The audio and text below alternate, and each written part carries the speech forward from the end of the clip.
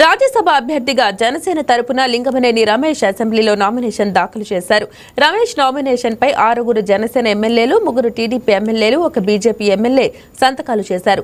రమేష్ వెంట మద్దతుగా మంత్రులు కొల్లు రవీంద్ర, నాదెండ్ల మనోహర్ వెళ్లారు. వీరితో పాటు కూటమి ఎమ్మెల్యేలు పులపర్తి రామాంజనేయులు, బొలిశెట్టి శ్రీనివాస్ నాయకర్, వంశీకృష్ణ శ్రీనివాస్, దేవ వరప్రసాద్, కాగిత కృష్ణప్రసాద్, నక్క ఆనంద్ బాబు, ఎన్ ఈశ్వర్రావు వెళ్లారు. రాజ్యసభకు జనసేన అభ్యర్థిగా నామినేషన్ దాఖలు చేసిన అనంతరం లింగమనేని రమేష్ మీడియాతో మాట్లాడారు. తనపై నమ్మకంతో రాజ్యసభ అభ్యర్థిగా అవకాశం కల్పించిన జనసేన పార్టీ అధ్యక్షులు పవన్ కళ్యాణ్ కు హృదయపూర్వకంగా కృతజ్ఞతలు తెలియజేశారు. తన అభ్యర్థిత్వాన్ని బలపరిచిన ప్రధాని నరేంద్ర మోడీ, సీఎం చంద్రబాబుకు ప్రత్యేక ధన్యవాదాలు తెలిపారు. రాజ్యసభ వేదికగా రాష్ట్ర ప్రయోజనాల కోసం, ప్రజా సమస్యల పరిష్కారం కోసం నిరంతరం కృషి చేస్తానని రమేష్ చెప్పారు. జనసేన రాజ్యసభకు నామినేషన్ వేశాను. జనసేన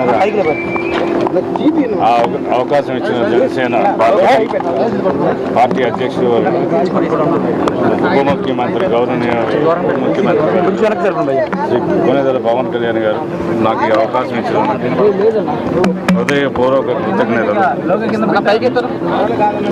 అలాగే నా కూటమి తరఫున అభ్యర్థిత్వాన్ని, రాజ్యసభ అభ్యర్థిత్వాన్ని ఇది చేసిన శ్రీ ప్రధానమంత్రి నరేంద్ర మోడీ గారికి నా ప్రత్యేక ధన్యవాదాలు. మరియు ముఖ్యమంత్రి శ్రీ నారా చంద్రబాబు నాయుడు గారికి నా ప్రత్యేక ధన్యవాదాలు. ఇప్పుడు నామినేషన్ ప్రక్రియ సబ్మిట్ చేసి వచ్చాం. మరియు కొద్ది సమయం ఇస్తే ఎలక్ట్ అయినాక అందరితో మళ్ళీ మాట్లాడతాను. ధన్యవాదాలు.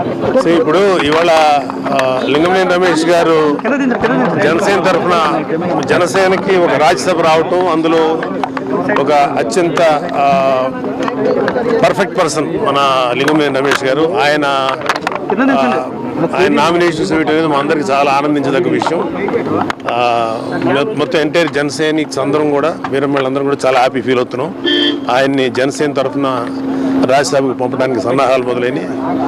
And all the best to Shri Lingamaneni Ramesh garu. ఈరోజు రాజ్యసభ నామినేషన్ ఎన్డీఏ అలాగే జనసేన తరపు నుంచి లింగమనేని రమేష్ గారు నామినేషన్ వేయడం జరిగింది.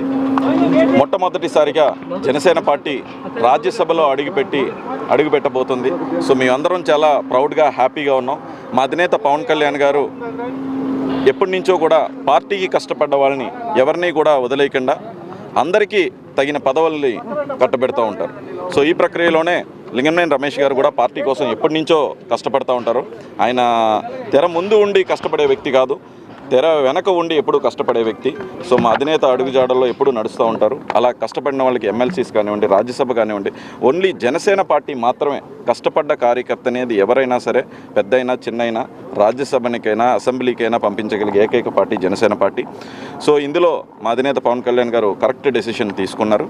డెఫినెట్లీ ఫస్ట్ టైం రాజ్యసభకి మా జనసేన పార్టీ వెళ్తున్నందుకు చాలా ఆనందంగా ఉంది. అండ్ ఎన్డీఏ తరపు నుంచి కూడా మా కృతజ్ఞతలు తెలుపుతున్నాం నరేంద్ర మోడీ గారికి కానీ, చంద్రబాబు నాయుడు గారికి కానీ.